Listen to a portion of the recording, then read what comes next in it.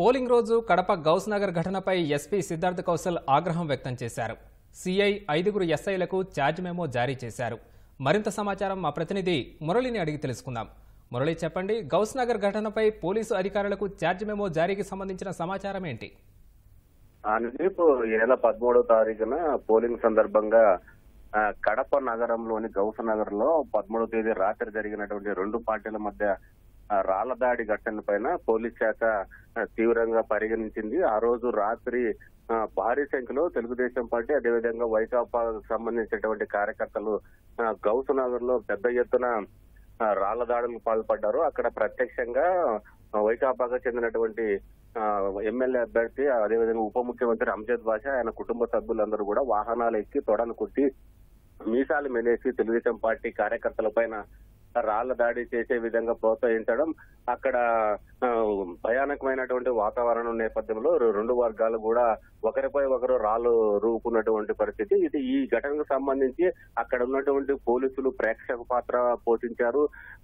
ఎవరిని కూడా నిలవరించలేని పరిస్థితులు, అంత మాబు ఉన్నప్పటికీ కూడా కంట్రోల్ చేయలేకపోయారనేటువంటి విమర్శలను పోలీసులు ఎదుర్కొన్నారు. దీనిపైన ఇవాళ ఉదయం కడప 1 టౌన్ పోలీస్ స్టేషన్ లో ఎస్పీ సిద్ధార్థ కౌశల్ సమీక్ష నిర్వహించారు. ఆ రోజు 13వ తారీఖు గౌస్ నగర్ కు సంబంధించి ఎవరెవరు బాధ్యులు ఉన్నారు, ఆ రోజు డ్యూటీలు ఎవరెవరు ఉన్నారు, ఎందుకు ఇంత నిర్లక్ష్యంగా జరిగింది, కౌంటింగ్ సందర్భంగా కూడా మరోసారి ఇంటెలిజెన్స్ నిఘా వర్గాలు హెచ్చరికలు జారీ చేసిన నేపథ్యంలో మరోసారి ఇలాంటి గొడవలు జరగకూడదు అనే ఉద్దేశంతోనే వీళ్ళందరికీ కూడా ఆ రోజు బాధ్యత వహించే విధుల్లో ఉన్నటువంటి పోలీసు అధికారులందరికీ కూడా ఎస్పీ సిద్ధార్థ కౌశల్ ఛార్జ్ మెమోలు కూడా జారీ చేశారు. ప్రధానంగా కడప 1 టౌన్ లో సిఐగా ఉన్నటువంటి భాస్కర్ రెడ్డి, ఎస్ఐ రంగస్వామితో పాటు కడప 2 టౌన్ రిమ్స్ కు సంబంధించినటువంటి ఎస్ఐలు సిఐలు అందరికి దాదాపు 5 మందికి ఛార్జ్ మెమోలు అందజేశారు.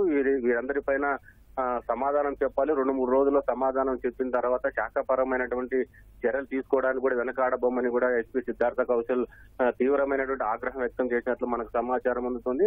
శాఖాపరమైనటువంటి చర్యల తర్వాత వాళ్ళని విధుల నుంచి తొలగించే విధంగా, సస్పెండ్ చేసే విధంగా ఉన్నతాధికారులు కూడా ఆయన సిఫార్సు చేసేటువంటి అవకాశం ఉన్నట్టు మనకు సమాచారం అందుతుంది. మొత్తం మీద చూసుకున్నట్లయితే కడప నగరంలో నివురుగపురి నిప్పులా ఉన్నటువంటి పరిస్థితిని ముందుగానే పసిగట్టి నివారించాల్సినటువంటి పోలీసులు ఎందుకు ఇంత నిర్లక్ష్యంగా వ్యవహరించారనే దానిపైన కూడా ఎస్పీ తీవ్రంగా పరిగణిస్తున్నారు.